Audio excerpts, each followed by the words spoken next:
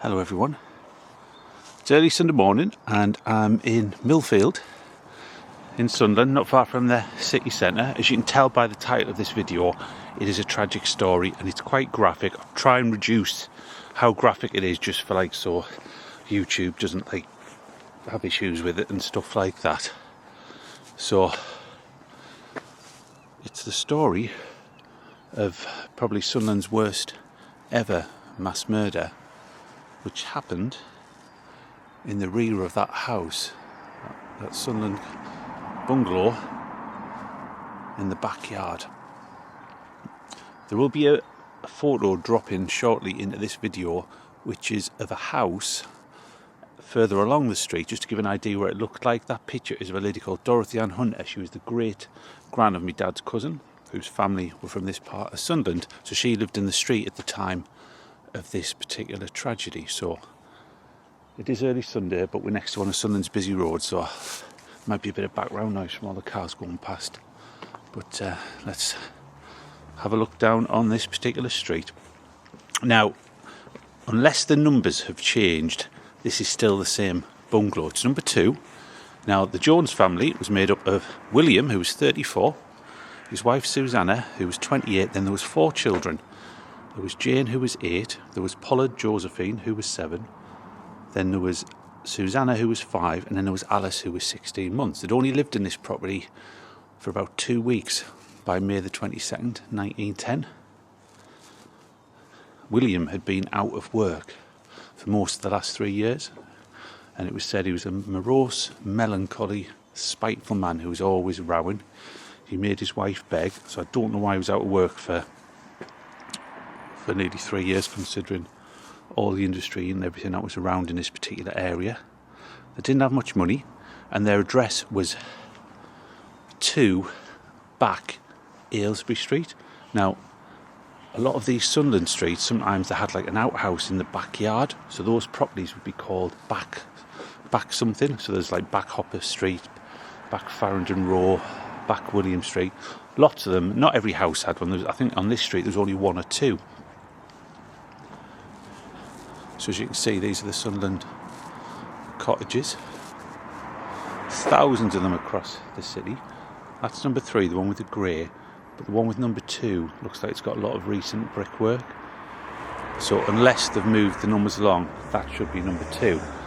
Because this block of recent developments here, the front bit was Hilton, was classed as Hilton Road, and then there was a lane between number 2 and Hilton Road. So in the old days you would have been able to cut through here, and as you can see there is a gap between the 2, so I'm assuming it is this particular house here.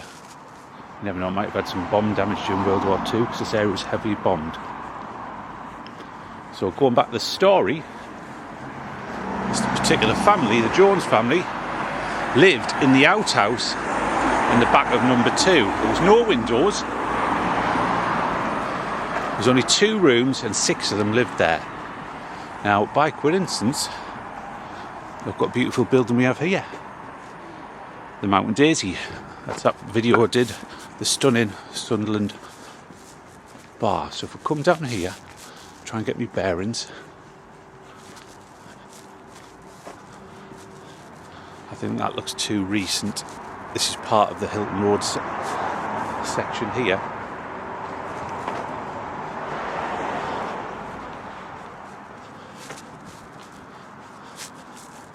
So, judging from this section here,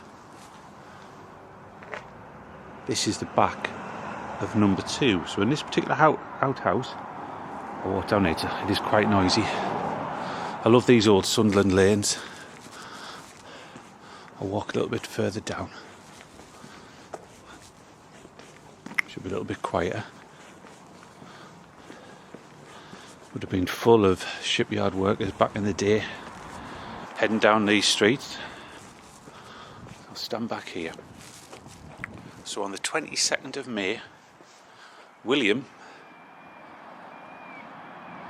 brutally murdered his wife and 4 daughters. He used a hammer first, and then he used a bladed instrument to cut a certain part of the body. You can probably guess which particular parts. So they were literally executed. And "Revenge is sweet" was written on the wall. And then he tried to take his own life by using a knife on a certain part of his body, but he failed, because back in those days a lot of people often did do, because there was no Google to go on to work out how to do it properly, so generally they made a hash of it. So somebody heard some groaning in the backyard as they were walking past, and went to investigate, and they were met with the absolute horror that there was there a blood-covered home, as we should call it, even though it wasn't really much of a home. Obviously the police were called. One of the constables who arrived fainted on the spot of what he actually witnessed and had seen, and the ambulance was called to take the bodies away, and that was done by a Mr. George Clazy, who was the head driver for the Sunderland Fire Brigade, because back in those days the police and the fire brigade were all one organisation, so they also worked as ambulance men as well. And George, when he retired, said it was one of the most horrific things he had ever seen. So that was the 22nd of May 1910. So as you can imagine, it was a massive news story, nationally, locally, and it would have been the talk of these streets for weeks, months and years. And it should be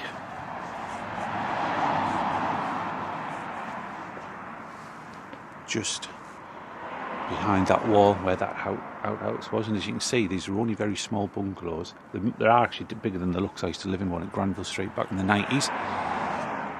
So to have a 2-roomed outhouse in the backyard, it wouldn't have been a very fine dwelling, would it?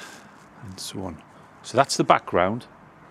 Now I'm going to go up to Bishop Wearmouth Cemetery, because obviously there was a trial and an inquest, and also they had a funeral to be arranged and a burial. So that's the first part. I'm going to go off to Bishop Wearmouth Cemetery now, and then we'll go to the final resting place of these 5 people who were literally slaughtered by this man, and then we'll find out what actually happened to William. So I'll see you at the cemetery. I'm at Bishop Wearmouth Cemetery.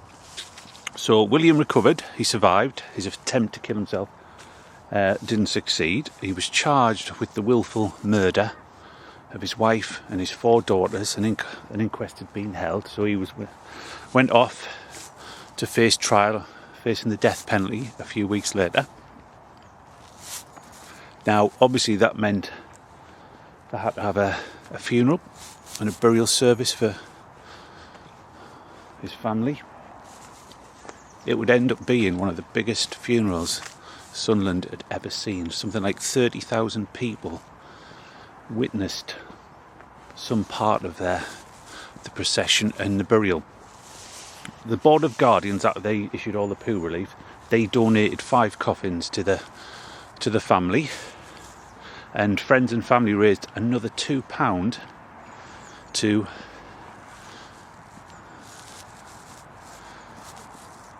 pay for the... Sorry, there was just a beautiful little bird went past there. Pay for the coffins. Sorry, to pay for the carriages and the costs of the funeral. So on the 25th of May, that was the day set for the funeral. The night before, all 5 coffins were left under police guard at the actual house where they'd all been murdered. There was still blood-stained flooring, so it must have been a horrible, horrible sight. So the next morning, the crowds all gathered, lined the route up to Bishop Wearmouth Cemetery from Hilton Road. I'm just walking over it because somebody's walking past, and it was 3 or 4 deep all the way up. People were obviously upset, and one lady went and put wallflowers she'd got from the cemetery on to the coffins. So the Jones family, that's the murderer's family, like parents, they were involved in the funeral. They had the last carriage in that procession, so it came all the way up here.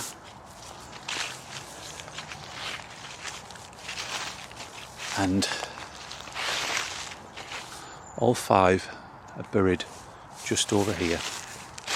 I located where they were. There's no marking for them. There's no headstone. Obviously, William's family probably wouldn't want to remember the event, and I don't know what the other family, if there was any family of Susanna's in the area to pay for anything. So literally, all 5 lie in 2 unmarked graves, and I'll show you how we can locate it.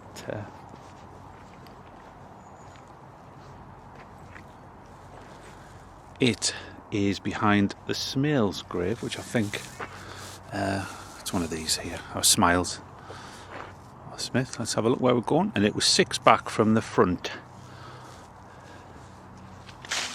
So Bishop Wheelhouse, one of those cemeteries where you can actually quite easily locate graves even if there's no headstone.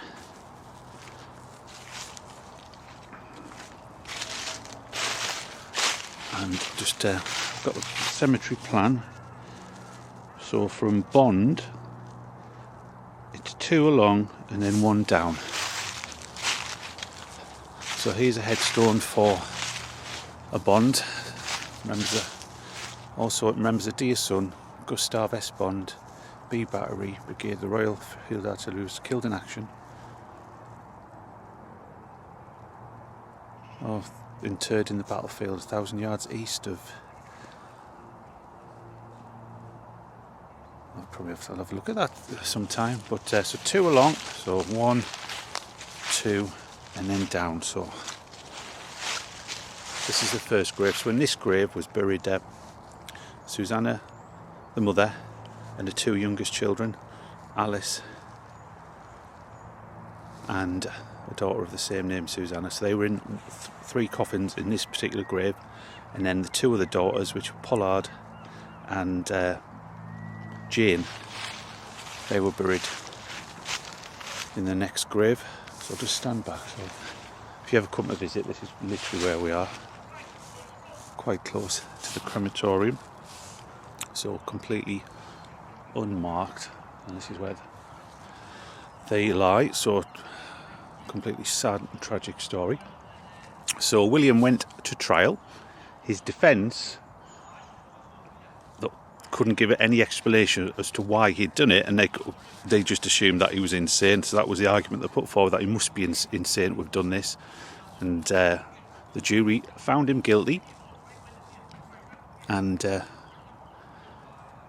but said he was insane, and the judge, so he avoided the death penalty and hanging, and he was detained at His Majesty's pleasure in an asylum. And so I think he was quite lucky to get away with that. I reckon if he'd only killed 1 or 2 of them, that he would have been sentenced to death, because he planned this. It was a cold-blooded execution, and he went to attempt to take his own life as well. And the fact that he put "revenge is sweet" on the wall, he obviously had a grudge towards his wife or kids. And remember, there was no psychiatric evidence, there was no medical evidence whatsoever. So I think he was quite a lucky man. I've got something in my pocket somewhere, if I can find it. But a few months later, in August that year, he wrote to his parents in Sunderland, and they went and told the Sunderland Daily Echo and Shipping Gazette about the letter he sent them to give an update on that. Can you imagine mass murderers writing to his parents and then the local paper, like publishing it with the details of it? So I've got this one quote on a piece of paper. So he'd written to his parents asking for some tobacco to be sent, and this is his words. Just have a look here. I've just got them. About the events of that day. "Little did I think this would have happened, but what is done cannot be undone." So it's hardly very remorseful. You'd at least expect some like apology or explanation. So, and as for what happened to William Jones, I've never found out, because that was the last record I've ever found of any reference to him in any local paper or anything like that. So I don't know if he died in an asylum or he was one day released. But William Jones, it's a name like John Smith or John Brown. It's not the easiest to track down, such a common name then and now. So I'll just stand back. So literally, that was the story of the forgotten Sunderland mass murder. Tragic story. Hopefully, I think the next one I'm going to try and do a much happier one. I'll have a look at my stories and see if there's anything like some hero or with a happy ending. See if we can do them. But thank you very much for watching. If you did enjoy it, please give it a like and click on the subscribe. It'll help to grow the channel. So thanks for watching, and I'll see you next time. Bye.